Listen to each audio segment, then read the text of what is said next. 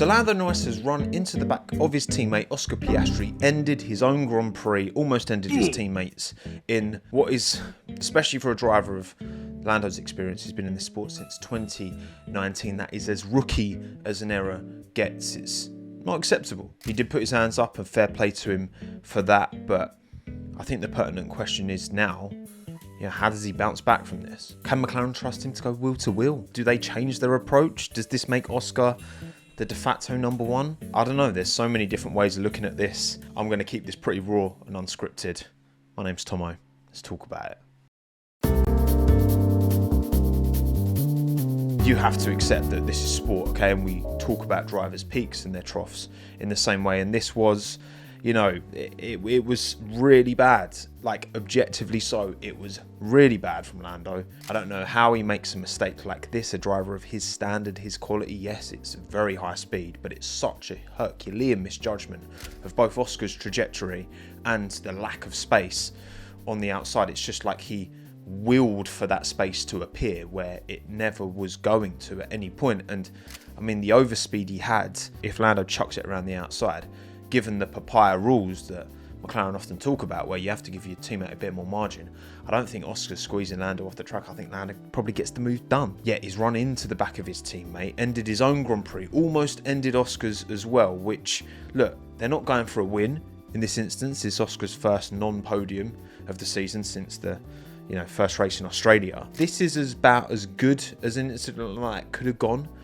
in terms of a PR standpoint from McLaren. You've got a very clear guilty party and not guilty party, and the guilty parties put their hands up straight away and taken accountability, which Lando's very good at doing. Ultimately, that is a strength of his. He's never gonna, beat a dead horse about something where he's clearly in the wrong. We've seen moments where Lando absolutely delivers. We saw, was it Abu Dhabi last year, where he had a really strong Grand Prix. We saw Monaco this year, where he, clutched that lap up, put it on pole and delivered the race. But way too often in these kind of high pressure moments, Singapore last year, a race he won, pretty comfortably, he almost crashed at least a couple of times. You never see Max doing something like that. And yes, Max is an incredibly high bar to set, but in these pressure moments, even you look back at qualifying in Canada, Lando messed up both of his push laps in Q3, hence why he started down in P7. Now, I'm not saying Max is perfect, Oscar's perfect, no one's perfect, okay, but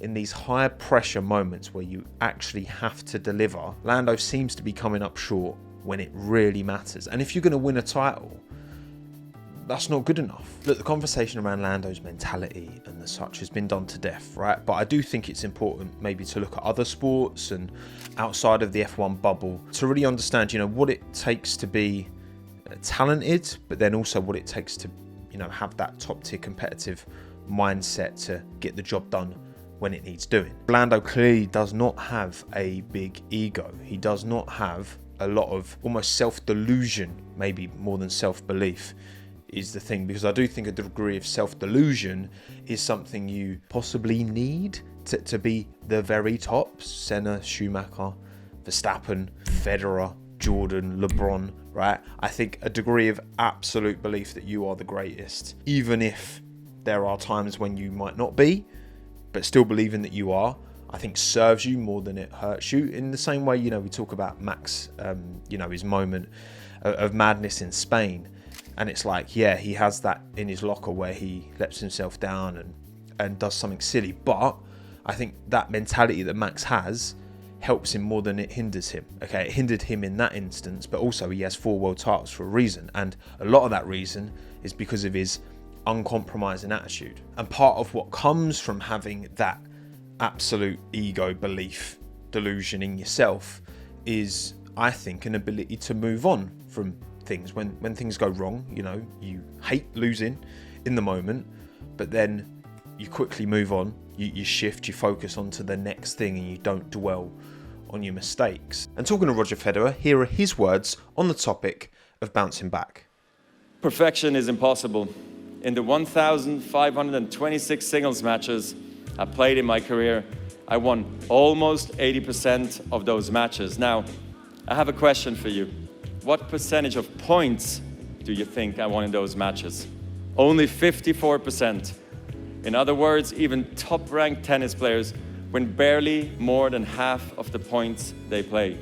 When you lose every second point on average, you learn not to dwell on every shot.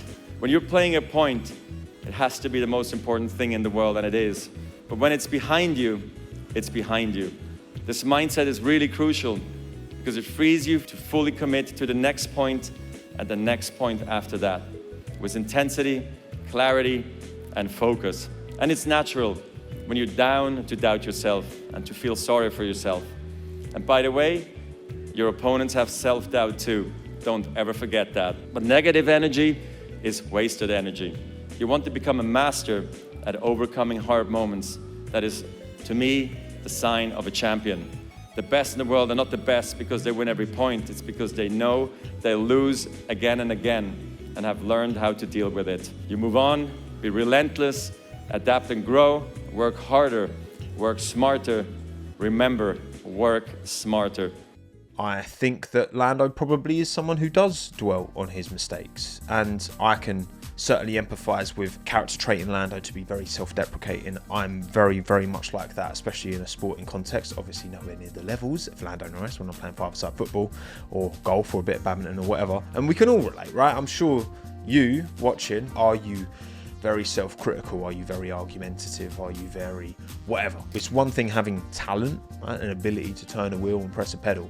It's another thing to be able to manage your emotions and get the best out of yourself every single time. And it doesn't matter what sport you're competing in, whether it's F1 or chess, right? It doesn't matter. Chess isn't a sport, is it? Is that a sport? Is that a controversial thing to say? I don't think it is. It's not a sport, is it? Surely not. But I digress. That ego of it all doesn't come naturally to Lando. It feels like that side of things, maybe he has to force it a bit more. Is it a necessary component? That's the ultimate question. You can be a good person when you're not competing, absolutely. I think of people like, Sebastian Vettel. And when they're on it, they're absolute dialed in, fierce competitors. We saw that with Vettel for years and his tiffs with Mark Webber. Seb was very, very prepared to do the dirty work if he felt it needed to be done, but also could carry himself very differently to that off track. We've seen Nico Rosberg in the Sky broadcast a lot recently, and I've got a lot of love for Nico. I think he's a very, very good broadcaster. However, talking to German media this weekend, Nico mentioned that he'd messaged Lando offering him some guidance and mentoring, but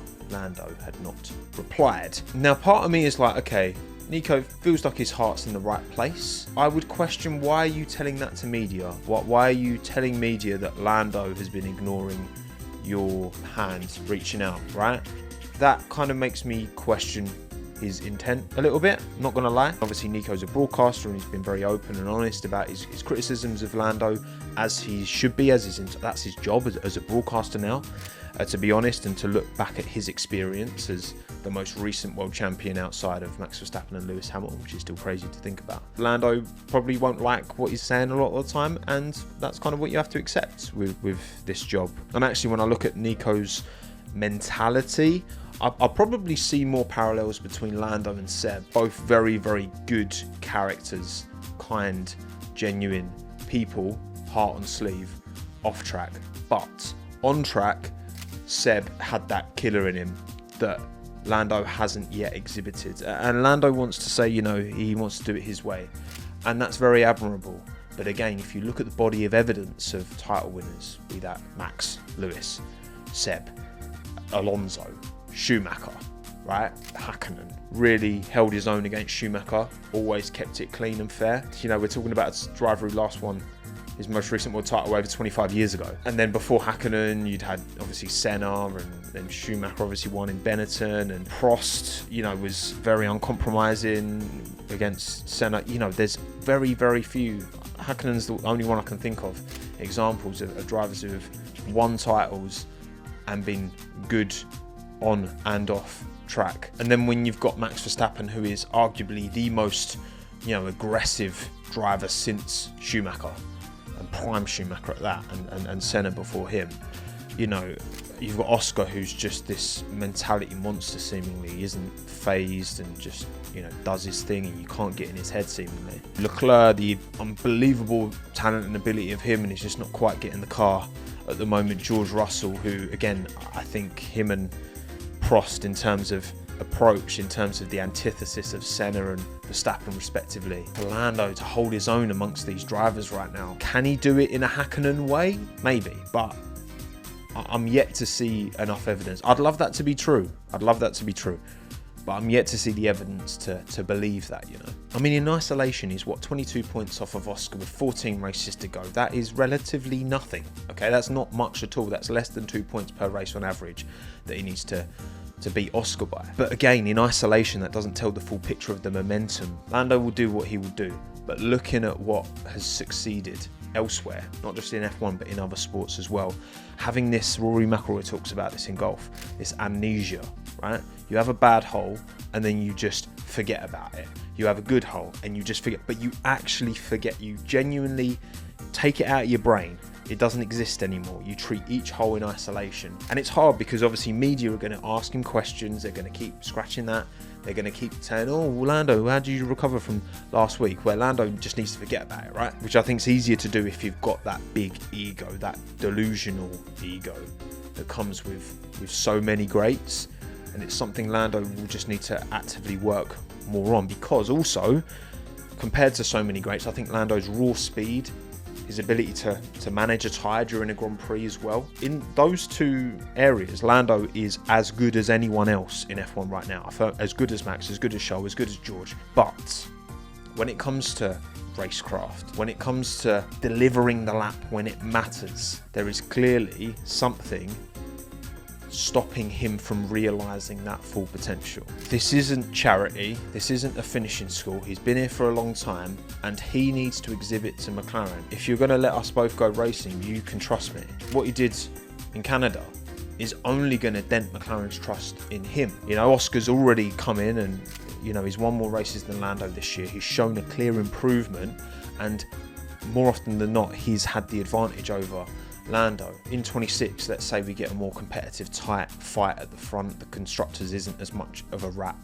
And just like the end of last year, where the team did actively prioritise Lando towards the end of the year, because of course he was the only driver in for a chance of fighting for a title, and Oscar obliged. Oscar was like, fine, I will support. You're just making it easier for the team to prioritise Oscar if that time comes. There's still a long time for him to bounce back and win a title this year, perhaps, and I would love to see him take it the distance. I don't really care between them who wins it. I just want to see it go the distance. Obviously, Max fighting back would be cool, but I'd like to see someone else win it. Like, it would be cool to see, I mean, one of the Ferraris would be amazing as well. One of the Mercedes, why not? But realistically, it's going to be one of the McLarens, and that will be cool. Seeing a new drivers champion that isn't Max or Lewis for the first time since 2016. The next time he's wheel-to-wheel with Oscar, this incident isn't playing on his mind. That amnesia needs to be genuine, so that in those clutch moments, it's the humanity in them that draws us in, isn't it? If this was a bunch of AI drivers going around, no one would care.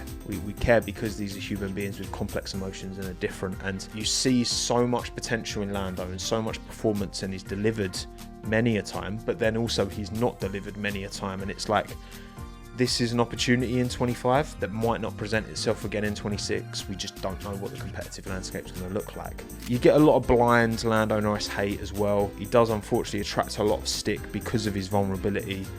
I think because he's got a big fan base as well, and he really leans into the social stuff. At the end of the day, these are 20 human beings who are doing the dream job, living the dream, and I respect all of them, and had to make sacrifices and take opportunities and put in the work to get to where they are. Even the ones who don't deserve to be there as much as the rest. And the ones that, you know, I have the most respect for, especially, you know, Hamilton and Ocon, you know, you look at the sacrifices their families had to make to get to where they are in what is a very privileged rich person sport, and vast majority of us watching are not from that kind of background and would love and dream to be where they are. And Lando, you know, had his fair share of opportunities. You know, his dad's done well for himself and was able to put him through karting and, you know, getting a lot of testing under his helmet, and develops into an incredibly talented racing driver. To not see talent realise itself, the raw speed is there, and to see him do it his way and win it would be really cool. Like, again, Hakkinen's the only driver that I can think of who's been a good guy on and off track. I'm sure Hakkinen had his moments, don't get me wrong, that he ran into people and had incidents, right? He was not a Schumacher. He was not a Alonso. He was not a Verstappen. He was not a Vettel. He was not a Hamilton. Yeah, Lewis has got a cold streak in him as well, especially earlier on in his career. I've said my piece. I'm always interested to hear your thoughts and feelings, of course, in the comments down below. And I can reply with voice notes as well. So I'm going to make sure the top few comments in this one get nice voice note replies that you'll only be able to listen to on your phone. It doesn't work on the browser for some reason. But anyway, thank you again for watching. Please drop a like, subscribe, all of that good stuff. My name's Tommo. Thanks again. Have a good one. Ta-ta.